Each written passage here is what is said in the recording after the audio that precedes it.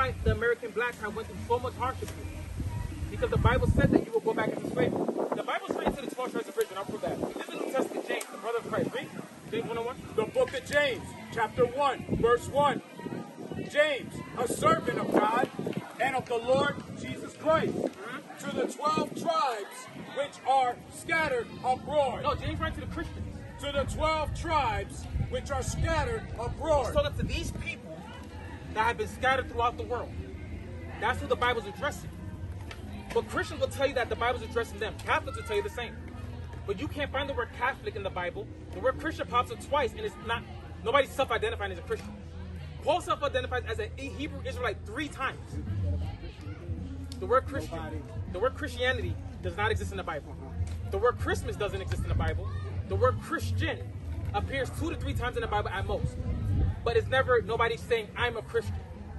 It's somebody calling them Christians, meaning like, oh, you're a follower of Christ. That's what they were saying. It wasn't something for us to adopt. We're supposed to be the children of Israel that accepted our Messiah. Make sense? We were supposed to be Christians. If you read when they were called Christians in Antioch, it didn't say they called themselves Christians. They were called, somebody's calling them that. Because they understand they're Jews following Christ. So to distinct them from the rest of the Jews, they're like, oh, you're Christians. Because the Jews were the only one waiting for the Messiah. The heathens weren't waiting for the Messiah. The Jews were. The Israelites were. So the ones that followed him, they started calling them Christians. But they were really Israelites. And the whole purpose of that... somebody got a microphone? Actually, I got it. Can I get Ecclesiastes 10:6? So what they're showing, right? This is prophesied in the future. They're showing the plight of the Negroes and the indigenous people of Americas, right? Under one rulership. And slavery to one group of people. And the Bible prophesied that we'd be under enslavement under these group of people. These are the Romans. These are the Grecians. They had us in slavery for 2,500 years right now. So if you want to count since the times of Alexander the Great, these people have habitually chased us around the world, persecuted us, killed us, raped us, took our children, and destroyed us over and over and over again. But we keep cleaving on and hugging these people. When the Bible calls them our enemy by default. These people here have always been persecuted by these people. And we're going to keep showing that. What I got to grab it?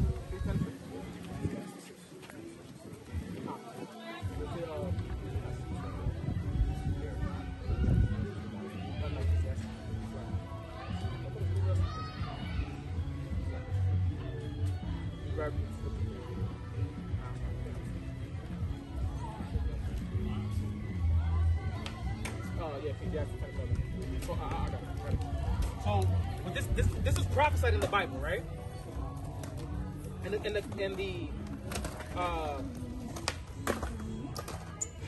context of the Bible, they look at us as kings, right? But in this verse, they're going to call us servants, right? Remember this verse. Ecclesiastes chapter 10, verse 6. Verse 7. I have seen servants walking upon horses and princes walking as servants upon the earth. The Bible prophesied that these people will be servants unto these people. But the Bible just said, I saw servants, the person prophesied to be a servant, walking on horses, and the princes walking on the earth. He saw this image. This image is in New York City in front of the Museum of Natural History. It was there for 50, I want to say actually 80 years. If you go to New York City and walk by, you will see this big statue all the time. In the great city of Babylon. This. And that was prophesied. Even when we were enslaved, the slave master would be on the horse and would be walking on the ground again. It's just summed up in one picture here. And this is prophesied in the Bible from the beginning. So was us going, for example, there's no other ethnicity in the world that has gone into slavery via slave ships, never returned to their homeland. Forgot their language, their ethnicity, their culture, their mannerisms, their heritage and everything. Only one ethnicity group of people that have these people. You could Google this history. The Chinese went into slavery under the Japanese, but they got to stay in their homeland. The Chinese are still calling themselves the Chinese. They still speak in Chinese. They still have their yen. Nothing changed. They were oppressed by another nation. Nobody was ever put into chattel slavery like these people and forgot who they are. Now they were calling themselves African Americans. Everything under the sun besides the children of Israel. But you won't find none of these terms in the Bible. The modern terms we're being called by doesn't exist in the Bible. You will find Judah in the Bible. You can hear about Levi, Moses, right? These people are in the Bible. So where did these people disappear to? They're right in front of us. They literally hid us in plain sight. They hid us from ourselves. So when the Bible talks about being born again, it's a renewing of the mind. I thought I was a West Indian, black. Until I got born again by the washing of this word. This word washed my mind. I was like, no, I can't eat pork. I can't do this. Who's teaching me all these lies? The Christians are. So by default, you must be the teachers of lies. Because I'm reading the truth, which is this, that we all agree on. Christians and Catholics, Muslims, both. Everybody agrees this is the truth. But when I read the truth, it exposes who the liar is. But we read different translations. We're not locked into the one translation. But what we're showing is, I can open any translation in the Bible and show you the same exact doctrine. Like it is, I don't care what Bible version people want to give me. I'll go into that Bible and I'll show them the entire doctrine out of that Bible. Because that Bible, whatever Bible they give me, articulates words a different way, then I can still show you that how their Christian, Catholic, Roman doctrine is wrong. And what they're showing us is how to be destroyed at the end of the day. For example, us eating pork, the Bible promised if you eat a pork on Judgment Day, you will be destroyed. They put bacon on everything. Right? Why, if everybody has access to this book, would you do that? If you're not trying to set people up for destruction. With Satan, with Satan, right? Him, if you ever notice, right? This is Satan, the devil Onig, right? There's a certain characteristic that Satan tends to have. He can call himself a different color. He likes to play semantics and play cycle games, but this devil right here, I guess this. That is the Antichrist that the Bible is talking about. And everybody worships him. You can Google him. You can Google him on your phone right now. Caesar Borgia, the son of Pope Alexander. But if you ask a Christian, that's Jesus. Right. That's the Antichrist. And now you know why they're about to be condemned and destroyed in these last days. They following this devil into their destruction, but they'll refute. They would hate to believe that the Messiah looked more like this. They would rather die. Some of these racist Christians and Catholics and Muslims and Buddhists, whatever, they would rather die than accept the truth. So death is coming to them. But we're out here trying to save the ones that are able to receive this truth. For example, it says the Messiah had woolly hair, right? Christians will try to say, oh, it doesn't mean our hair, right? Our hair. Right. We have nappy hair, right? The word nappy comes from the word nap, right? It means woolly. So if he has woolly hair and woolly means nappy, then he has nappy hair. Who has nappy hair and burnt brown skin? Right. The Messiah that looks like his prophet Moses. But they'll try to teach you this devil on the bottom, Caesar Borgia, which is really this devil reincarnated right here. David Borgia, David Rockefeller. They're prepping the world for this devil right here. Look at him.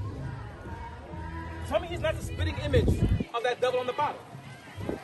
He's one of the richest men in the world right now. Their family's net worth is over $500 trillion. They could buy America right now if they wanted to cash. Right. He has enough power to control the world. That family, this group right here. And he even looks like the devil. So in my mind, when the Antichrist come out, it might be that devil right there. That's my best bet at the moment. He even looks like it. But this is what we're sharing. Like, our people are lost in this world. And the only way we getting back, can I get Isaiah 20? Miseducation. It's purposely done. For example, right? If you read the book of Acts 13:1, it says there's a man of Cyrene. Cyrene is northern tip of Africa. That's what the Cyrene is. That's the nation, the landmass, right? And Acts 13:1 says there's a man of Cyrene called Simon, or Simeon, right? Who was called nigger. In Acts 13:1, they literally have the N-word in the Bible. What does that mean? He's a black man then, right? This is the same Simon of Cyrene. You ever seen the crucifixion movies? But if you ever do watch a crucifixion movie, right? Or just, right, you ever seen the Messiah carry his cross and fall? In any of the movies? And there's a white man that comes to pick him up all the time and help him carry the cross? That's Simon of Cyrene that they call nigger. But if you watch Hollywood play, it's always a white man. They literally call them the N-word, and you're going to cast him as a white man? If I Google the image of Simon of Cyrene, for the last 5 years, it kept coming up as a white man. Until recently that we caught exposing the truth, and now they have to start putting images of black people. This is called nigger. He can't be a white nigger. Right, but they look at us like we're that stupid. that we're going to believe that that is Simon of Cyrene. Because if we start understanding that the Jews are black, then we'll start understanding we're Jews. And if we start understanding we're Jews, we might come back to these Torah laws. And if we come back to these Torah laws, it brings an end to the society and the world as we know it. So at all means, they had to keep us out of this book. They had to teach us that this book is a lie, that this book is nothing but fairy tales, and that we're definitely not the people of this book. Because if we started thinking we're the people of this book, started behaving like the people of this book, believing the laws of the people of the book, the God of this book will come for his people. They know this. So to keep us trapped, to keep us in slavery, right? They took the chains off. For example, if you have a pit bull, right? This pit bull's wild, but you kept the chain up for 3-4 years. You kept him in the yard. After a while, he lost interest to leave. You could take him off the leash, right? You destroyed his mind, right? Yeah, he's still on the leash, right? That's what they did to us here. They emancipated us, but it's after they destroyed your mind. Once they destroyed your mind, they were like, they're not going nowhere, right? You're dependent on me, and that's how we came to this condition we're in now. We're trying to liberate our people out of this, but it's a mental liberation more than anything. Mental first, spiritual, mental, and then you gotta carry suit and live a life accordingly. And then you will watch the clouds crack and fire be poured down on this. This is Babylon the Great. The place to be destroyed in the future. When the Bible talks about Babylon the Great, Babylon has fallen, it's talking about America. For example, right? It's called Babylon the Great. What were they chanting last year? Make America what again? Right. Make America great. Babylon the Great. For the ones of us that are in the spirit, we heard it clear as day. This is Babylon the Great, and now we heard you guys confessing. Not you, right? But the people. So we're showing people, this is Babylon. This is the place that's going to be destroyed, and for every good reason. They enslaved our people, raped, robbed, murdered, castrated, men, women, and children. For 400 years, with not apologies. You gave reparations to slave masters. You gave reparations to everybody else. At this point, I'm telling people, forget reparations. Act of vengeance. From the Most High God, ask him to crack the clouds, part the clouds, and come back and render your judgment. Render on everybody. Honestly, I would rather him burn. If I had to burn with everybody to get us out of here, I would rather him burn me and everybody, all these other heathens right now to get my people out of here. This sinful nation is disgusting. Once you understand the nature of sin, and you start like walking in these laws, you start to be repulsed by sinful things. It's not a joke. Things are disgusting. You look at like people eating ham and shrimp and lobster, and they think it's a delicacy. It's disgusting. To me, they're eating rats and roaches. Right, and I'm disgusted by them. Exactly. It's the same family as the roach. But if I put a roach in your plate, but you'll eat it if I dip it in water. No understanding these people. And we're trying to bring understanding back to them. But the only way, can I get that in Deuteronomy? Let's talk about yeah, for real though.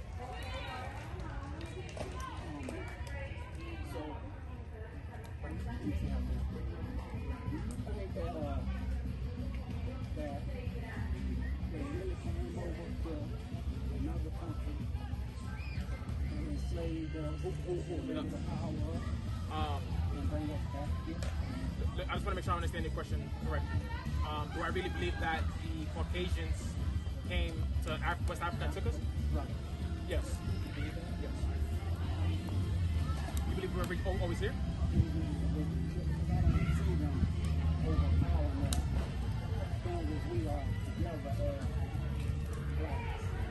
Well, they had, respectfully, they had guns, right?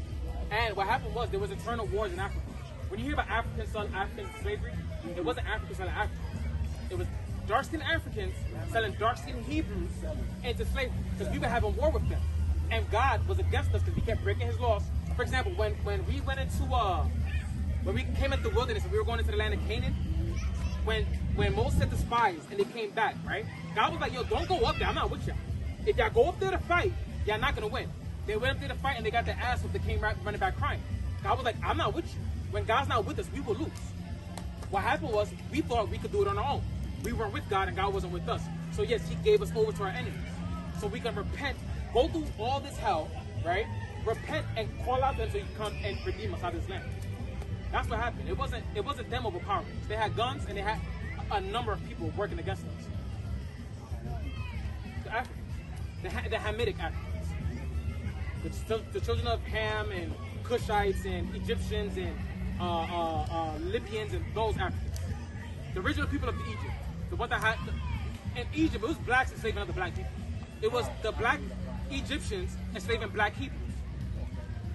So the same way they enslaved us back then in Egypt, when we went to the interiors of Africa, we started warring with each other because we looked different. We carried beards, we dressed differently. So in eyesight, if you look at most Hamitic people, they don't like to have beards. They keep, minimal hair. Right? We keep long beards. Right? You can look at us and immediately know we're not the same people. Culturally. Right? We might have the same similar tones, but culturally we're not the same people. So they were able to identify us, round us up, and put us in the slave ships. Cut our beards. If you read about the slave accounts, they kept shaving the slaves' beards. Why would you have to shave all their slave beards? Because they have beards. Why would they have beards? Because the Torah law said we have to keep beards. Right. Right. And it was a shame us because it was an honor, a thing of honor and glory for us to have our beards. Right. So to shame us, for example, did you know hanging your pants below your waist is an African sign of you've been conquered? Right. Your parents are right. You've been subjugated. Right. And now they have our people running around with all their pants sagging. Right. And that's in the Bible. The Bible talks about, like, if you look at the term buttocks, like buttocks, right? Right. Look that word up in the Bible, and it comes up like 3 verses, and it talks about how people having like their ass hot and stuff like that, and it was an embarrassment. It was a way to shame somebody. Right. That's how they got our people so lost that they don't understand anything they're doing, but everything they do, they think is right. I can't tell my brothers to pull your pants up. You know what you're talking about, bro. You know what I'm saying? I can't tell my sisters stop eating pork, shrimp, or lobster. Why I gotta stop eating that? Right. You can't tell these people nothing. And that's why 2/3 of our people here cannot make it out. Not to say that the people that are rejecting it won't wake up. They might wake up if it's the Most High's will, right? But no matter how much we put in work, how many flyers we give out, how many Sabbath classes we hold, how many people we reach, 33.3% of Israel will be saved here out of Babylon the Great. 144,000 elect men will be saved out of Babylon the Great. And 66.6% of these people will be destroyed here. That's where they get 666 from. If you read Zechariah, I want to say like 13 and 8. Can we get that? I got this one. Can we get Zechariah 13 and 8? I don't know. Whoever got it first. Zechariah 13, 8, 2/3 and 30 and 66.6. They're the same thing. It's just fractions and decimals, right? So Zechariah prophesied. He was like, let me grab it. I want to say it's 13 and 8. Why they grab it? What Zechariah prophesied, right, was that in this land, right, in the future, 2/3 of our people will be cut off. That means 66.6, like the mark of the beast, 666. 66.6% of our people will be cut off and die because of their ignorance. I will tell them for years, stop eating that, and then they'll still go eat it. Right. So when God comes, rightfully so, He's going to destroy you.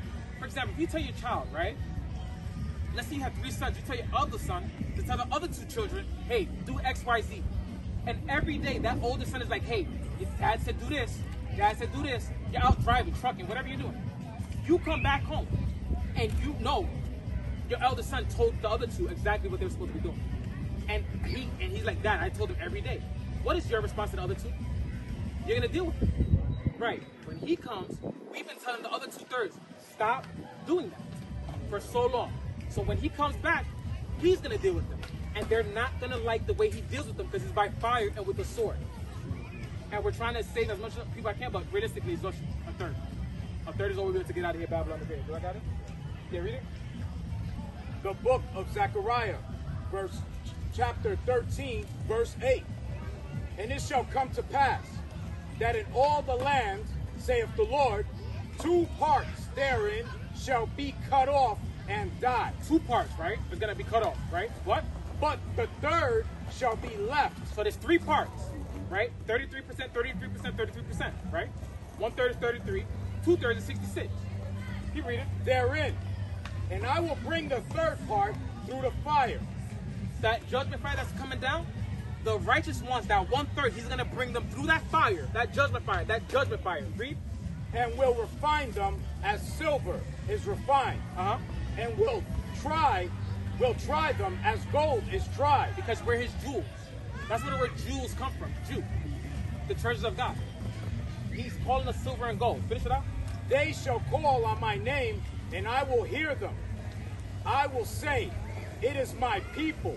And they shall say, The Lord is my God. So when the clouds crack, all of us are going to be calling out to Yahweh and his son YAHAWAH BAHASHAM YAHAWASHI. They call him Jesus in English, right? But that's a horrible mistranslation. His name, if you really want to, his proper English name will be Joshua. If you read the name Joshua, right? In the Old Testament, it means Jehovah is my salvation. If you read in the New Testament, Jesus, the definition of his name, Jehovah is my salvation. It's the same definition. What happened is they teach us the word Jesus because it goes back to the Greek word Jesus, which just means hail Zeus. Because the Greeks, when they translated our Bible, they didn't have their equivalent to the Most High God was Zeus. Their high God was Zeus.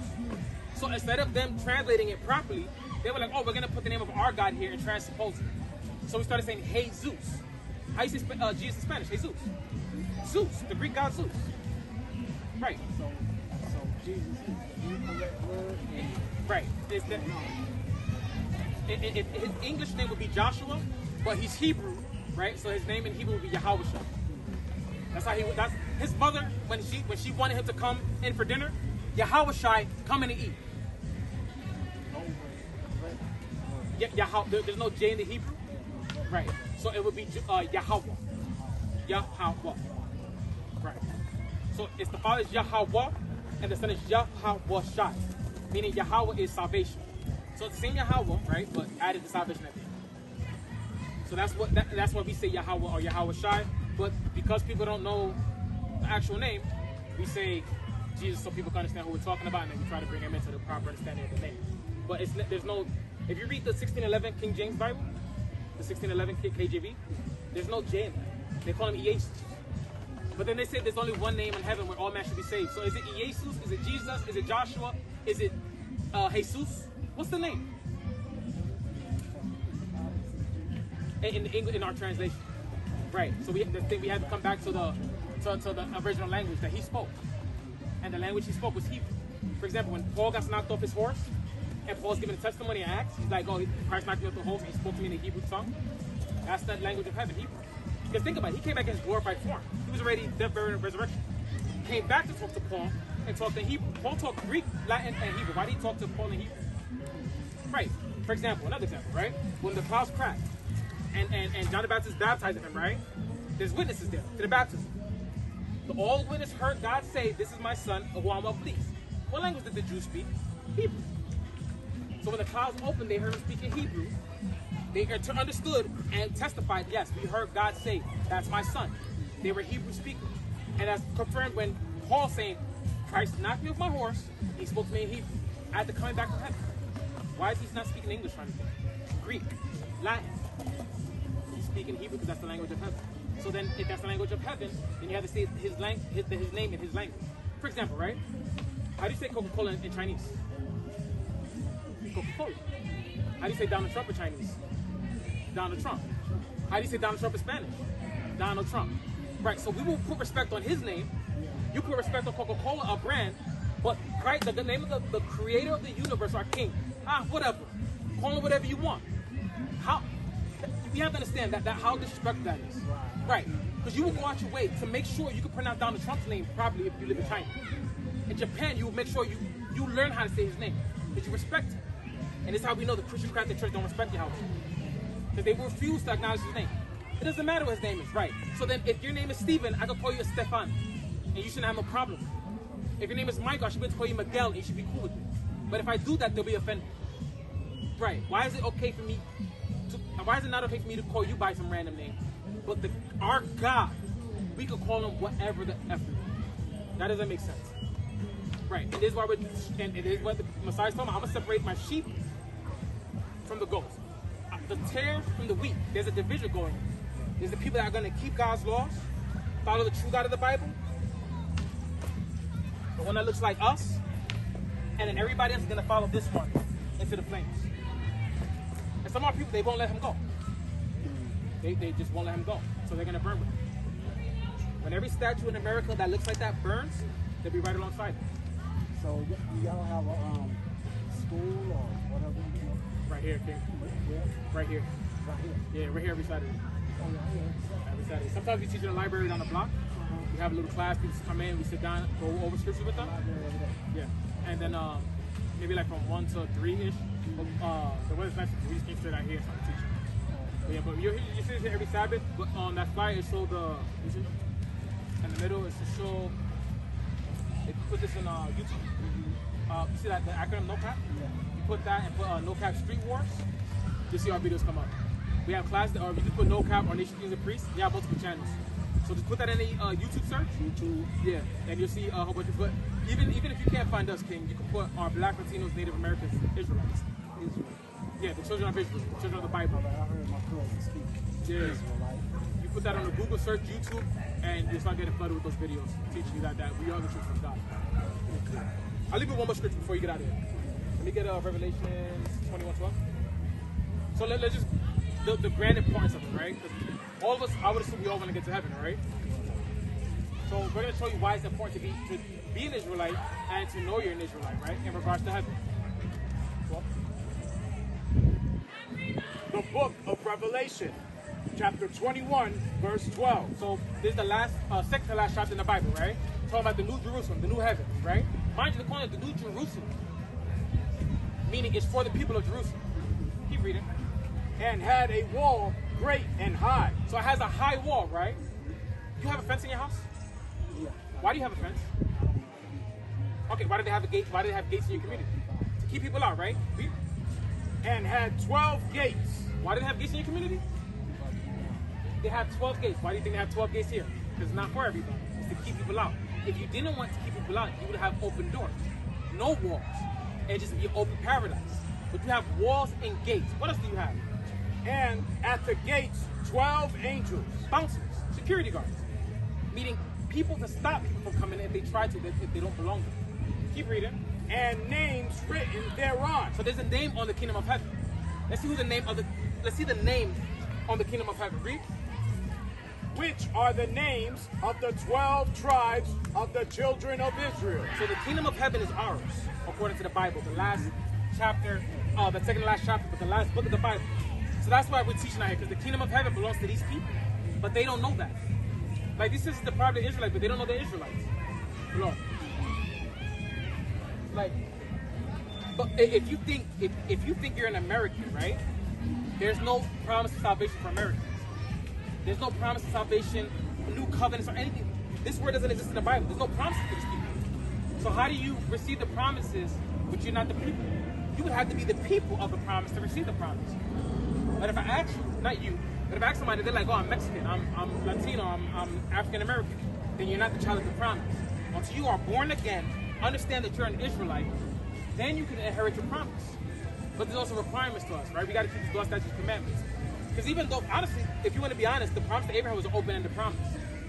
We were going to get the kingdom of heaven. If you read it correctly, it doesn't say, I'm going to give it to your seed if they behave.